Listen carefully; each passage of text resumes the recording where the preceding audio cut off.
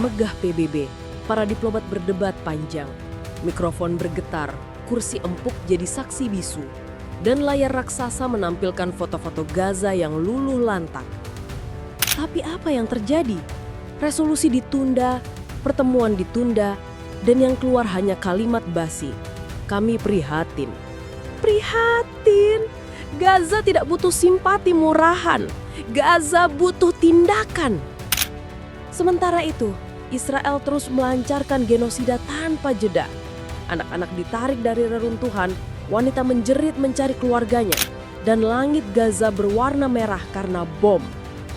Dunia tahu, PBB tahu, tapi mereka sibuk merangkai kata diplomatis. Indonesia tidak menunggu. Presiden memandang tajam ke layar televisi yang menayangkan Gaza. Satu kalimat keluar dari mulutnya. Kirim pasukan. Tidak ada rapat molor, tidak ada pidato panjang. TNI bergerak, Kopassus, Marinir, dan pasukan elit lainnya bersiap dengan wajah dingin. Di dada mereka hanya ada satu misi, membela kemanusiaan. Ketika pesawat Hercules mendarat di jalur darurat yang dibangun di tengah reruntuhan, sorak-sorai warga Gaza pecah.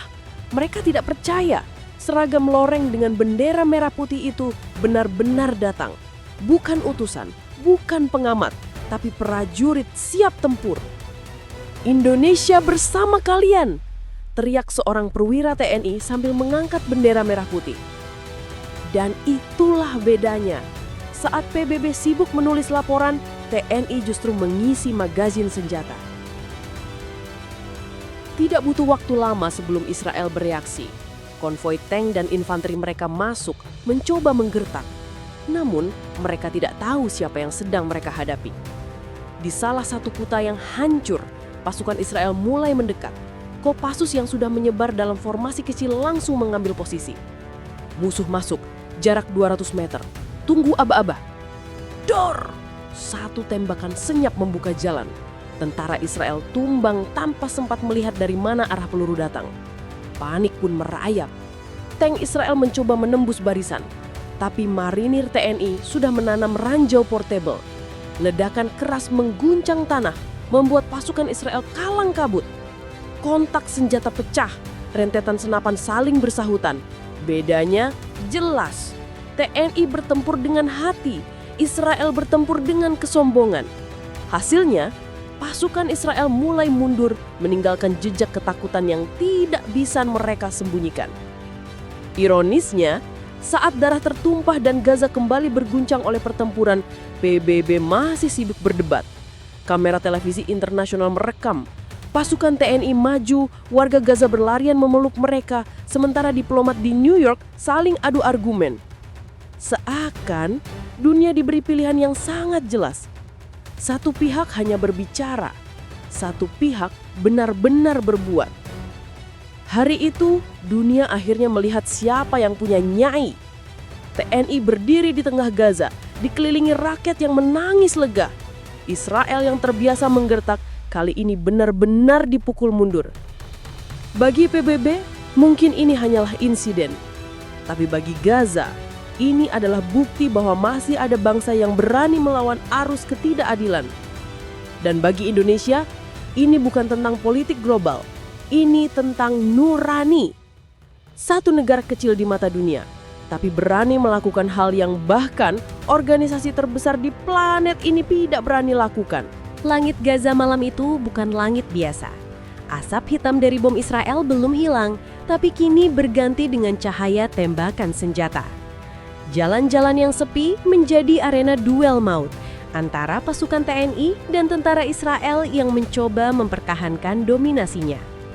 Israel datang dengan konvoi besar, tank Merkava, kendaraan lapis baja, dan puluhan infanteri lengkap dengan drone pengintai.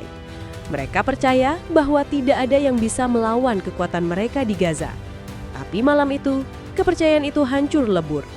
Kopassus menyebar dalam tim kecil, menggunakan reruntuhan gedung sebagai perlindungan. Dengan keheningan yang hanya dimiliki oleh prajurit terlatih, mereka bergerak cepat, nyaris tak terdengar. Target di depan, siap-siap. Dor, dor. Dua tentara Israel tumbang sebelum sempat menyalakan senter senjata mereka. Marinir yang sudah menyiapkan RPG di jalur masuk menunggu dengan sabar. Begitu tank Israel melintas, peluncur roket ditembakkan. Ledakan keras mengguncang seluruh blok kota. Tank Merkava terbakar, menyalakan langit malam. Tentara Israel yang berada di belakangnya langsung kacau, berlarian mencari perlindungan. Di setiap sudut, kontak senjata pecah. Israel menembak membabi buta, berharap bisa menekan lawan. Tapi TNI bergerak dengan taktik presisi, bukan dengan panik. Seorang prajurit Kopassus merayap di antara puing-geru lalu melepaskan granat ke arah pos tembak Israel. Ledakan itu membuat 3 tentara Israel terlempar, senjatanya terjatuh tak berguna. Israel mencoba mengerahkan drone bersenjata, tapi TNI sudah siap dengan jammer portable. Drone yang tadinya melayang penuh percaya diri, tiba-tiba jatuh satu persatu seperti burung lumpuh. Sorak warga Gaza terdengar di sela-sela ledakan. Mereka tidak lagi hanya jadi penonton yang pasrah, tapi ikut berteriak penuh semangat. Indonesia! Indonesia! Bagi tentara Israel, pertempuran ini berbeda. Biasanya mereka menghadapi warga sipil tak bersenjata. Kini mereka berhadapan dengan pasukan yang tidak gentar. Itu bukan milisi, itu tentara sungguhan, teriak salah satu prajurit Israel lewat radio. Mereka mencoba mundur, tapi setiap jalan keluar sudah dipasang ranjau portable oleh marinir. Setiap langkah salah berujung ledakan. Helikopter tempur Israel datang, menembakkan rudal ke arah kota. Tapi TNI sudah memindahkan posisi. Rudal hanya menghantam bangunan kosong. Sementara di balik puing, peluru jenis anti pesawat ditembakkan. Satu helikopter terhuyung lalu jatuh menghantam tanah Gaza dengan api besar. Saat semua itu terjadi, di gedung PBB sidang darurat baru saja dimulai. Delegasi Israel berkilah, delegasi Barat sibuk mencari alasan, dan suara mayoritas negara lain hanya dianggap catatan rapat. Kontras luar biasa. Di Gaza, TNI benar-benar mempertaruhkan nyawa. Di New York, PBB mempertaruhkan reputasi mereka yang sejak lama sudah kosong. Fajar Gaza menyingsing dengan suara tembakan yang mulai mereda. Puluhan tentara Israel terkapar, kendaraan lapis baja mereka hancur, dan konvoi mundur terpaksa dilakukan. Di sisi lain, TNI berdiri tegak. Wajah mereka penuh debu, seragam loreng tercabik, tapi mata mereka tetap menyala. Warga Gaza mendatangi mereka, mencium bendera merah putih yang berkibar di antara puing-puing. Israel baru pertama kali merasakan ada tentara asing yang tidak bisa mereka intimidasi. Israel selama ini hidup dengan satu keyakinan sederhana. Dunia tidak akan berani menyentuh mereka. Dengan dukungan sekutu barat, veto di PBB, dan propaganda media yang rapi, mereka merasa bisa melakukan apa saja, termasuk genosida di Gaza, tanpa konsekuensi. Mereka percaya jika ada kritik, itu hanya berupa pernyataan keprihatinan yang basi. Jika ada resolusi, pasti akan dipatahkan veto Amerika. Dan jika ada protes, cukup labeli antisemit, maka lawan otomatis bungkam. Tetapi, malam ketika TNI masuk Gaza, narasi itu mulai runtuh. Israel tidak pernah bertempur dengan cara kesatria. Mereka terbiasa menghadapi anak-anak berselingkar batu, bukan pasukan terlatih.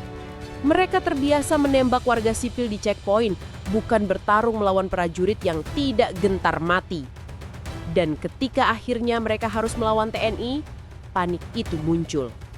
Tank mereka terbakar, drone mereka jatuh, dan mental mereka runtuh. Semua teknologi canggih ternyata tidak bisa menyelamatkan arogansi yang selama ini mereka rawat. Israel masih mencoba menjaga wajahnya dengan propaganda. Di media mereka menulis, itu hanya milisi asing. Tapi dunia tahu, itu tentara, itu TNI.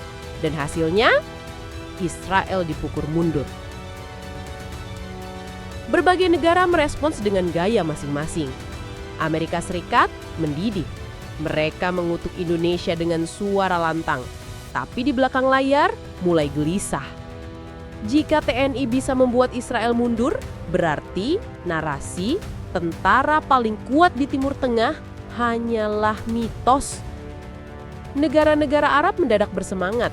Selama ini mereka hanya bisa mengeluarkan pernyataan solidaritas, tapi tidak berani berbuat. Kini mereka melihat contoh nyata. Indonesia yang jauh di Asia Tenggara justru bertindak lebih dulu. Eropa sibuk berakrobat bahasa. Di satu sisi mereka malu karena diam. Di sisi lain mereka tidak bisa frontal membela Israel lagi. Akhirnya keluar kalimat standar. Kami menyerukan semua pihak untuk menahan diri, padahal semua orang tahu siapa pelaku genosida sebenarnya. Rusia dan Cina tersenyum sinis. Mereka melihat ini sebagai bukti bahwa dominasi Barat mulai retak. Indonesia, negara yang tidak termasuk blok besar manapun, justru berhasil mengguncangkan tatanan. Dan yang paling penting, rakyat dunia mulai sadar. Demonstrasi pecah di mana-mana. Dari London sampai Jakarta, dari New York sampai Berlin, nama Indonesia disebut. Bukan karena ekonominya atau politiknya, tapi karena keberaniannya. Setelah dipukul mundur di Gaza, Israel menghadapi masalah baru. Mereka bisa menutupi kekalahan dari medianya sendiri, tapi tidak bisa menutupi dari kenyataan lapangan. Tentara mereka yang pulang membawa trauma. Warga mereka mulai bertanya-tanya, bagaimana mungkin kita kalah dari negara yang letaknya ribuan kilometer, yang katanya hanya negara berkembang? Kebingungan itu menggerogoti reputasi mereka. Dan lebih parah lagi, sekarang dunia punya bukti bahwa Israel bukan tidak terkalahkan, mereka hanya belum pernah bertemu lawan yang benar-benar berani. Di tengah kebingungan global itu, satu hal jadi jelas. Indonesia telah menulis sejarah. Bukan dengan pidato, bukan dengan konferensi, tapi dengan tindakan nyata. TNI di Gaza telah membuktikan bahwa dunia tidak harus tunduk pada Israel. PBB boleh diam, Amerika boleh marah, tapi fakta tetap fakta. Israel pernah dipukul mundur, dan itu dilakukan oleh pasukan dengan bendera merah putih.